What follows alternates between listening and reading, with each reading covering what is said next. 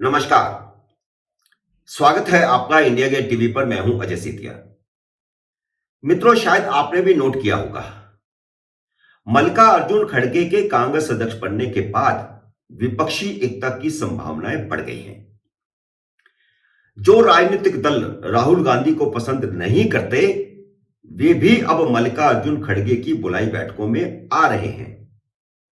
भाजपा कांग्रेस विरोधी मोर्चे की वकालत करने वाले 3 मुख्यमंत्रियों के दल कांग्रेस की बैठकों में आना शुरू हो चुके हैं, जिनमें ममता बनर्जी की तृणमूल कांग्रेस, चंद्रशेखर राव की भारत राष्ट्र समिति और केजरीवाल की आम आदमी पार्टी शामिल है। ये तीनों दल लंबे समय से गैर भाजपा गैर कांग्रेस मोर्चा बनाने की कवायद कर रहे हैं।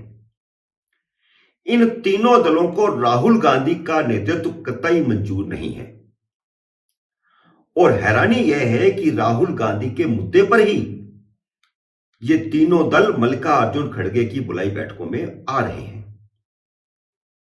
मल्लिकार्जुन खड़गे को कांग्रेस अध्यक्ष बनाने की यह बहुत बड़ी उपलब्धि है। हालांकि इन तीनों मुख्यमंत्रियों में से किसी ने भी खुद ऐसी किसी बैठक में शिरकत नहीं की है। दूसरे और तीसरे नंबर के नेताओं को भेजा जा रहा है। मल्लिकार्जुन खड़गे के घर पर हुई विपक्षी दलों की बैठक में 18 राजनीतिक दलों ने हिस्सा लिया। यह बहुत बड़ी बात है। 2014 के बाद पहली बार कांग्रेस इस स्थिति में आई है कि 17 राजनीतिक दल उसकी बुलाई बैठक में आ रहे हैं। तो क्या इसे नरेंद्र मोदी के लिए खतरे की घंटी समझना चाहिए? बहुत सारे लोग ऐसा मानते हैं कि विपक्षी एकता हो रही है, सब लोग मिलकर चुनाव लड़ेंगे और 2024 के लिए नरेंद्र मोदी के लिए खतरे की घंटी बज चुकी है।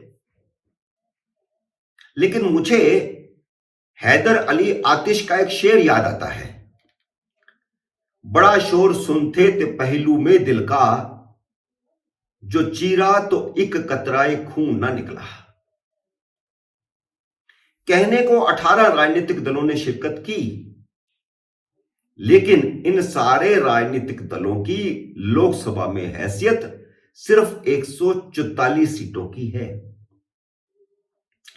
इनमें भी सिर्फ 3 दलों डीएमके, टीएमसी और जेडीयू की सीटें डबल डिजिट में हैं। डीएमके की तमिलनाडु में सरकार है, टीएमसी की पश्चिम बंगाल में सरकार है और जेडीयू की बिहार में सरकार है। बाकी सभी राजनीतिक दल सिंगल डिजिट वाले हैं। लोकसभा में 9 सीटों वाली भारत राष्ट्र समिति और 4 सीटों वाली शरद पवार की एनसीपी को भी जोड़ लें तो कांग्रेस समेत इन सभी दलों की हैसियत लोकसभा में सिर्फ 127 सीटों की है। बाकी के जो 12 दल हैं, उन 12 दलों की लोकसभा में सिर्फ 17 सीटें हैं। सिर्फ 17 सांसद 12 दलों की जीत कर आए हैं। 3 पार्टियों का एक एक सांसद है, 4 पार्टियों के सांसद ही नहीं हैं।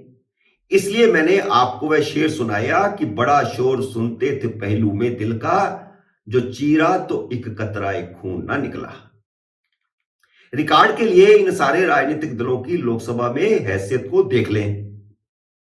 कांग्रेस 51, डीएमके 24, टीएमसी 23, जेडीयू 16 और ये 16 सीटें भी जेडीयू भारतीय जनता पार्टी के साथ चुनावी गठबंधन के कारण जीती थी। भारत राष्ट्र समिति 9 सीटें, एनसीपी 4 सीटें और बाकी के जो 12 राजनीतिक दल हैं, उनके लोकसभा में सिर्फ 17 सांसद हैं।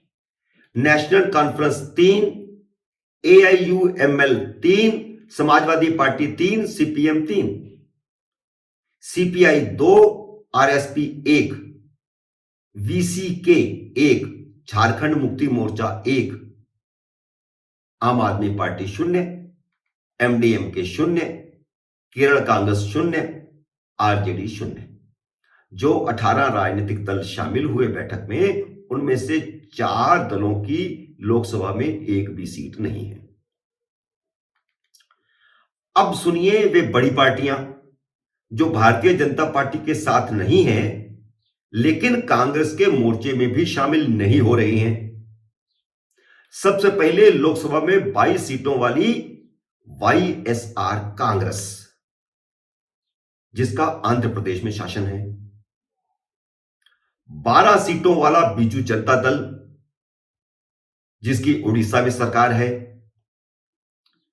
10 सीटों वाली बहुजन समाज पार्टी, 3 सीटों वाली टीडीपी, 2 सीटों वाला अकाली दल।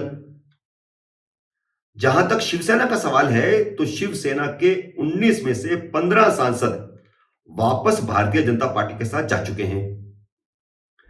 उद्धव ठाकरे के साथ लोकसभा के 4 और राज्यसभा के 3 सांसद बचे हैं। लेकिन उद्धव ठाकरे की बची खुची शिवसेना ने भी वीर सावरकर के मुद्दे पर कांग्रेस की इस बैठक का बायकॉट किया है। मल्लिकार्जुन खड़गे की बुलाई डिनर बैठक में वे नहीं आए। राहुल गांधी की राजनीति के नासमझी के हर रोज नए सबूत सामने आते हैं। खुद को गांधी बताकर और वीर सावरकर को माफी मांगने वाला बताकर राहुल गांधी ने उस उद्धव ठाकरे को भी नाराज कर लिया, जो भारतीय जनता पार्टी का साथ छोड़कर उनके साथ आए थे। अपनी विचारधारा छोड़कर, हिंदुत्व की विचारधारा छोड़कर कांग्रेस के साथ आए थे, उन्हें भी नाराज कर लिया। इस बैठक का सबसे मजेदार पहलू यह रहा कि वीर सावरकर के मुद्दे पर राहुल गांधी को अपना मुंह बंद रखने की हिदायत दी गई। बार बार की राहुल गांधी की जुगाली से शरद पवार भी बहुत नाराज हैं। अब जरा इससे भी बड़े सच को कसौटी पर रखिए। क्या आम आदमी पार्टी, तृणमूल कांग्रेस और भारत राष्ट्र समिति पुराने सारी बातों को भुलाकर लोकसभा चुनाव में कांग्रेस के साथ चुनावी गठबंधन करेंगी? सबसे बड़ा आज का सवाल। तो मेरा जवाब है कि नहीं। आम आदमी पार्टी ने कर्नाटक विधानसभा चुनाव में 80 उम्मीदवारों की पहली सूची जारी कर दी है और दूसरी सूची भी आजकल में जारी होने वाली है। इसी तरह तेलंगाना के मुख्यमंत्री के चंद्रशेखर राव और पश्चिम बंगाल की मुख्यमंत्री ममता बनर्जी ने कर्नाटक में कांग्रेस को हराने के लिए जेडीएस के पक्ष में प्रचार करने का ऐलान किया है। और जेडीएस मल्लिकार्जुन खड़गे की बुलाई बैठक में शामिल नहीं थी। जिस रात को मल्लिकार्जुन खड़गे के घर पे डिनर बैठक हो रही थी, उसी समय जेडीएस और तृणमूल कांग्रेस के दोनों बड़े नेताओं की बैठक हो रही थी।